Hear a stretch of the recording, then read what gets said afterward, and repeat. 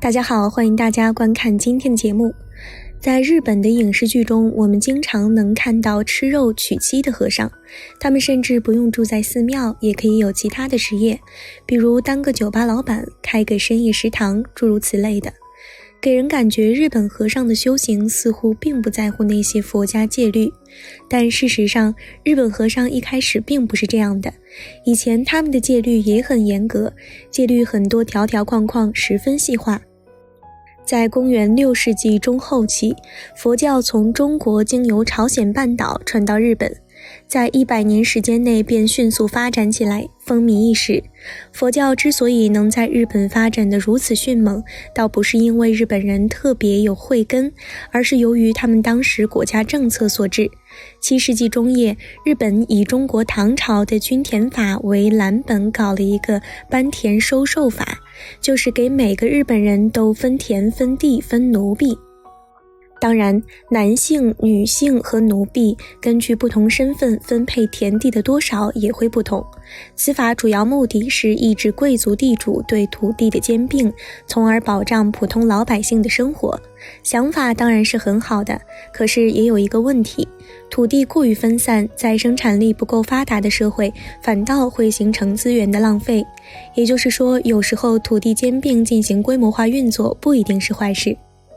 老百姓们是分到了1亩3分地，可是那点土地的收成也仅够自己吃而已，要交税怎么办呢？只能动一些歪脑筋了。刚好僧人的土地是可以免税的，这真是一个绝好的避税方法。于是很多日本老百姓都出家当了和尚，以此来避税。这便导致了佛教才传入100年，日本僧人就遍地走的局面，分明是一种虚假繁荣。这些僧人大多也并不是真正虔诚的佛教徒，他们就是为了避税而已，出家只是一个幌子。除了剃成光头，他们几乎没有和尚该有的样子，喝酒吃肉娶妻生子基本成为常态。还有的两口子都出家，丈夫当和尚，妻子当尼姑，于是又会看到尼姑一边念佛一边给孩子喂奶的旷世奇观。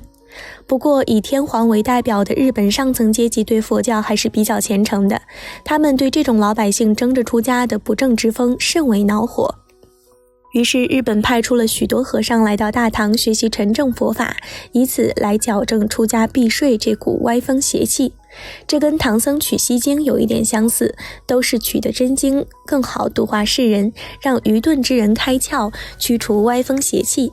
最后这些日本和尚绕过朝鲜半岛那些二道贩子之手，直接从大唐带回了更纯正佛经以及多不胜数的佛教戒律。当时日本甚至还成立了一个律宗，专门研究佛教的戒律，大到念佛礼佛，小到吃喝拉撒，都有一套一套的佛家规矩。据不完全统计，至少有200-300条戒律。太多的繁文缛节导致大量和尚难以做到，不过这也起到一个淘汰作用。那些不虔诚的试图浑水摸鱼的人，面对这些戒律直接就晕了，望而却步。而且这些佛家戒律都是在天皇的推动下制定的，有世俗权力的背书，你要是真的犯了戒，相当于是在藐视天皇。这可不是闹着玩的，不是关2天禁闭给老方丈认个错那么简单了事。后来日本和尚们大概也觉得戒律的确太多太繁琐，已经影响到正常生活了，便进行了一些简化，成了10重戒48轻戒，即所谓的大乘戒。其实这是比较理想的状态，和尚需要有戒律进行约束，但又不至于过于繁琐而影响修行。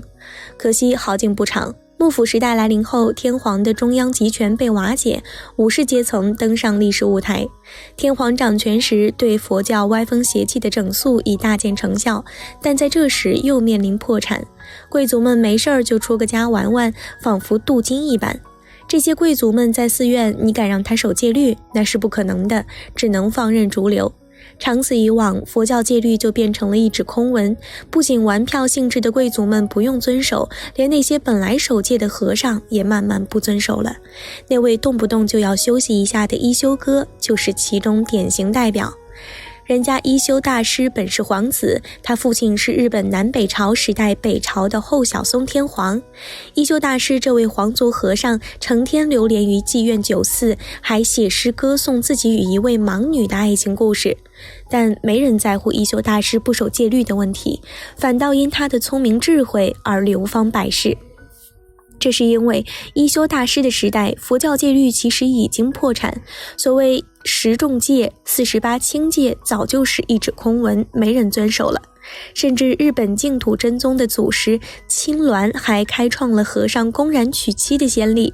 注意，这里说的是公然娶妻，连假装一下都不愿意了，直接撕掉最后的遮掩。青鸾出生贵族官僚家庭，父亲在皇太后宫中当官，母亲也是贵族。跟当时贵族流行玩票当和尚一样，青鸾也当了和尚。据说在他29岁那年做了一个梦，梦见圣德太子给他投了一个梦，梦中说青鸾前世的因果报应，这世必犯淫戒，为此圣德太子将化身为一位玉女与他结合，才能修成大道，升入西方极乐世界。做梦这事儿是最私密的事儿，除非青鸾自己说，别人绝不可能知道。所以我们完全有理由相信这是青鸾瞎掰的，为他娶妻找一个法理依据。结果他也真的娶妻了，而且先后娶了2个。从此青鸾创立了和尚待妻的先例。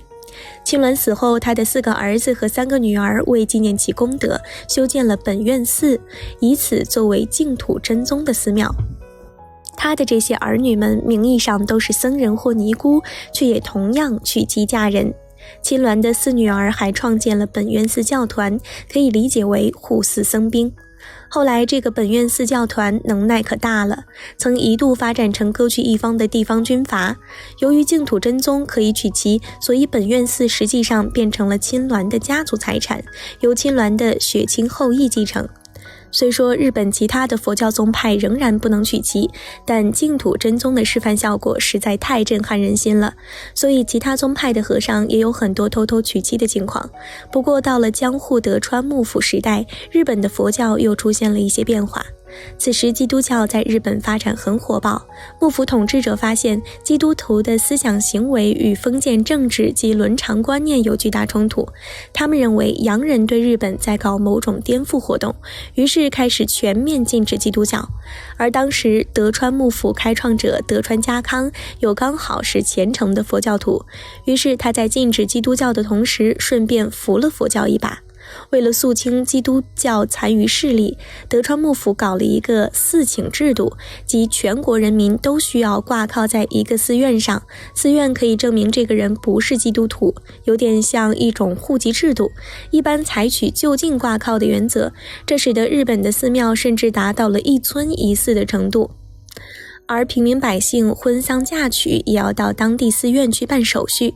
德川幕府时代的佛教在日本几乎成了国教，不过在明治维新后，为了强调天皇的绝对权威，他们认为佛教不利于天皇绝对权威的建立，从而极力扶持本土的神道教。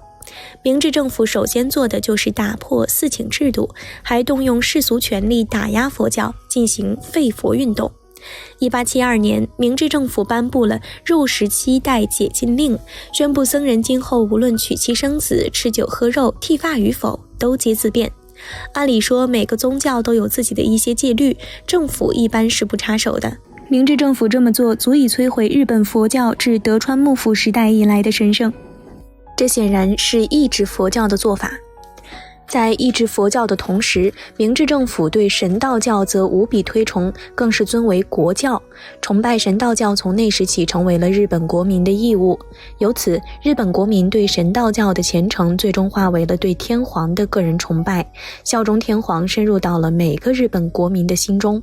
为什么后来侵略的日本军人就像被洗脑一样，愿意为天皇赴死？小编认为这可以追溯到打压佛教、扶持神道教之始，那是埋下的一颗种子。二战后，日本天皇走下神坛，从神还原为人，但明治政府颁布的肉食期待解禁令影响力却一直延续至今。如果你在日本看到一个有头发的和尚，不要奇怪；看到他喝酒吃肉，不要奇怪；看到他有老婆，也不要震惊。他们既有净土真宗娶妻的历史延续，也有肉17代解禁令的法律规定，从传统到法律都说得通，没有任何问题。看到这里，有人可能会问了，愿意嫁给和尚的日本女孩多吗？还挺多的。首先，日本和尚通常是比较有钱的，日本和尚文化程度普遍较高，他们除了当和尚，很多人还有其他职业。当和尚有收入，其他职业也有收入，2份工资。此外，日本寺庙就像一家服务公司一样，丧葬服务是他们的主要收入来源。在日本，葬礼仪式非常隆重而反复，和尚们为死者诵经祈福以及其他相关活动都会收取高昂的葬礼费用，而且日本寺庙都是有自己土地的，他们把这些土地作为墓地，70万日元一个坑位，后续还会每年收墓地管理费，再加上寺庙还会常常收到信徒们的捐款等等。这样算下来，日本寺庙绝对算是很赚钱的公司，而日本和尚作为能赚钱的公司员工，工资肯定不低。此外，很多日本女孩还认为和尚相对于其他男性而言比较单纯，不容易出轨，所以日本的和尚就相当于是一个穿着僧袍的专一富二代。在面对这样的多金单身的富二代，是和尚又有什么大不了的呢？看完了日本和尚的种种福利后，大家是更愿意去日本当和尚呢，还是在中国做一个恪守清规戒律的和尚呢？期待大家在视频下方留言，那我们下期节目再见。